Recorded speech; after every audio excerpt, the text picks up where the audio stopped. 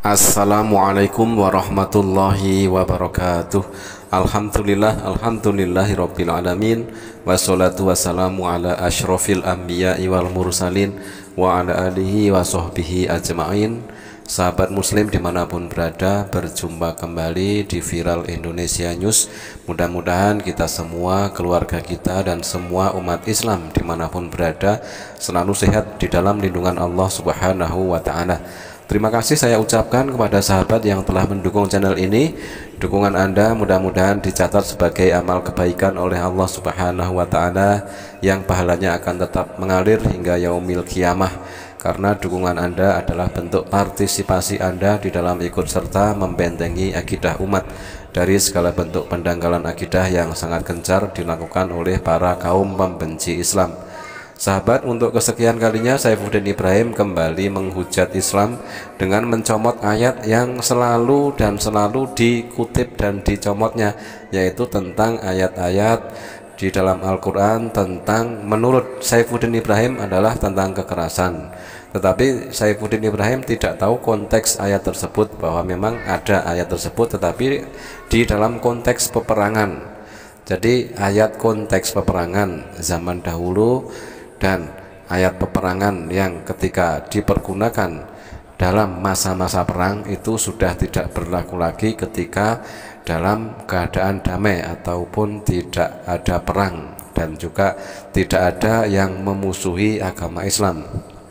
Nah, inilah yang membuat Saifuddin Ibrahim akhirnya blunder dan berkali-kali selalu ketabok dengan semua apa yang dilakukannya dengan menistakan agama Islam, sehingga dari apa yang dilakukan oleh Saifuddin Ibrahim tersebut justru merugikan kekristenan sendiri, yang pada akhirnya banyak sekali dari para non-muslim yang kritis, yang cerdas, dan yang logis akhirnya berbondong-bondong masuk Islam.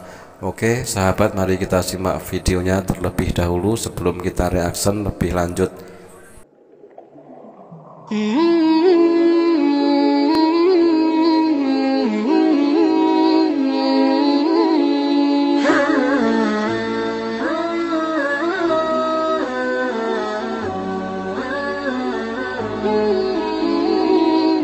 Jadi saudara-saudara Kristen ataupun orang-orang Yahudi, orang-orang Buddha, jangan lalu mengatakan Saifuddin Ibrahim ini keterlaluan,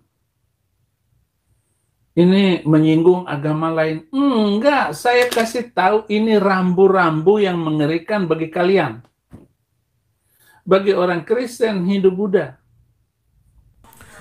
Saifuddin Ibrahim sangat ngawur sekali di sini ya, ketika mengatakan orang Kristen, Hindu, Buddha mendapatkan ancaman ayat Al-Quran. Yang notabene ketika Saifuddin Ibrahim mencatut atau mencomot ayat tersebut, tidak ada di dalam ayat tersebut yang berbunyi ada kata-kata Kristen, Hindu, Buddha, tidak ada. Tetapi di situ adalah ayat-ayat konteks peperangan, yang mana ketika dalam keadaan damai ayat tersebut sudah tidak berlaku lagi. Dan ketika suatu contoh, misal ya, ketika Indonesia dulu dijajah Belanda yang membawa slogan 3G, God, Glory, and Gospel, menyebarkan Injil, sehingga Kristen disebarkan melalui penjajahan tersebut. Nah, disitulah rakyat Indonesia yang mayoritas Muslim harus melawan penjajahan tersebut, yang mana di dalam penjajahan tersebut disertai dengan perampokan, pembunuhan dari warga negara Indonesia. Nah, itulah ya konteks ayat perang yang selalu dicomot oleh Saifuddin Ibrahim, dan framing kembali dibentuk oleh Saifuddin Ibrahim dengan mengatakan orang Hindu, Buddha. Nah, disinilah ya Saifuddin Ibrahim mencari alibi dengan ingin mengatakan seolah-olah orang Hindu dan Buddha bermasalah dengan Islam, padahal Saifuddin Ibrahim sendiri inilah yang suka bermasalah dengan Islam ya. Di sini sangat jelas sekali trik yang dilakukan oleh Saifuddin Ibrahim ini sangat licik sekali. Nggak usah, saudara-saudara, nggak usah masuk Kristen. Di Kristen aja banyak penipu. Pesan abadi Saifuddin Ibrahim, gak usah masuk Kristen, di Kristen banyak penipu. Salah satunya penipunya adalah Saifuddin Ibrahim ini, hingga akhirnya kenapa dengan segala trik liciknya membuat banyak orang masuk Islam. Kebanyakan para mualaf adalah orang yang mampu mempergunakan akal sehat. Orang mualaf pasti cerdas, sudah terlepas dari doktrin-doktrin. Kali ini kita akan tampilkan seorang mualaf yang baru berusia 12 tahun dari Australia. Nah sahabat, bagaimanakah pendapat dari mualaf kecil kita ini? This is Justin here, and I was going to make a video on my last day being a Christian. And this is going to be kind of a story about why I left Christianity and why I got so attracted to Islam.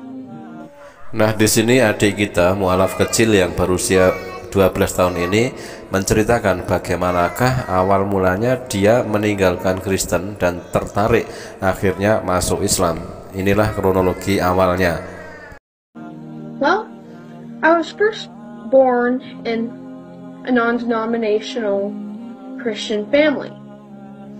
And I did like my religion. I was really attached to it until I started questioning it at the early age of 12. I am 12 now, but I'm kind of almost there of turning 13. But anyways, I was questioning myself of why some Christians just disobeyed the Bible, such as eating pork and shellfish, and I was like, why do they do that? That doesn't make any sense. Lahir di tengah-tengah keluarga non-muslim, dan beliau ini, adik kita kecil ini, sudah tidak menyukai agamanya sejak awal karena ada beberapa pertanyaan ya di dalam Alkitabnya sendiri. Kenapa banyak sekali yang umat Kristen itu justru tidak mematuhi perintah di dalam ayat Bibelnya sendiri. Semisal tentang hal sepele ya, tentang makan babi. Kebanyakan umat Kristen dimanapun berada kan suka sekali makan babi, dan itu dibangga-banggakan bahkan dipamerkan. Tetapi justru itulah yang membuat blunder bagi umat Kristen ketika bangga makan babi, tetapi justru hal tersebut memproklamirkan dirinya bahwa menentang ataupun ingkar terhadap ayat-ayat kitab sucinya, ayat-ayat Bibelnya sendiri, itu adalah sebuah kebanggaan.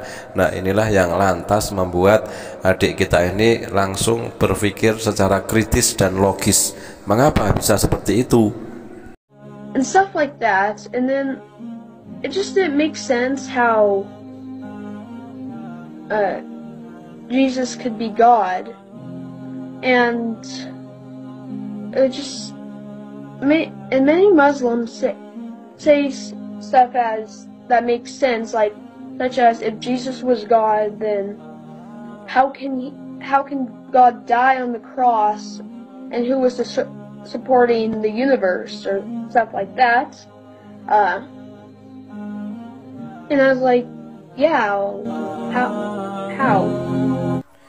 Dan satu lagi pertanyaan yang mengganjal di dasar hatinya ketika Yesus yang disembah oleh umat Kristen itu kenapa bisa dijadikan Tuhan, padahal ketika di dalam Bible dan umat Kristen sendiri mengakui bahwa Yesus itu mati di tiang salib. Nah, sejak kematian Yesus di tiang salib, siapakah yang mengurus dunia ini? Nah, pertanyaan ini sepele tetapi sangat menohok sekali ya. Banyak sekali dari umat Kristen ketika ditanya hal seperti itu akan muter-muter. Ibaratnya Saifuddin Ibrahim juga ketika ditanya pertanyaan anak kecil ini pasti akan muter-muter bagaikan anjing mengejar ekornya sendiri. And the only religion I would have to convert is Islam, was left. And then I started researching it and looked deep down into it, and I was like, this is making a whole lot more sense. Just the unity of God and all of his prophets. And I started researching about the life of the Prophet Muhammad, peace be upon him, about how he did these all good things, how he brought a message of God, from God, and converted the whole city of Mecca. And it's really amazing. And I gotta say that there is no God but God, and Muhammad is his message. Agama Islam adalah agama untuk yang berpikir, untuk orang yang mau mempergunakan akal sehatnya. Dan alhamdulillah ternyata adik kita kecil ini ya, berusia 12 tahun, bernama Justin, akhirnya menemukan bahwa di dalam agama Islam adalah agama yang paling masuk akal. Subhanallah, alhamdulillah, Allahu Akbar ya.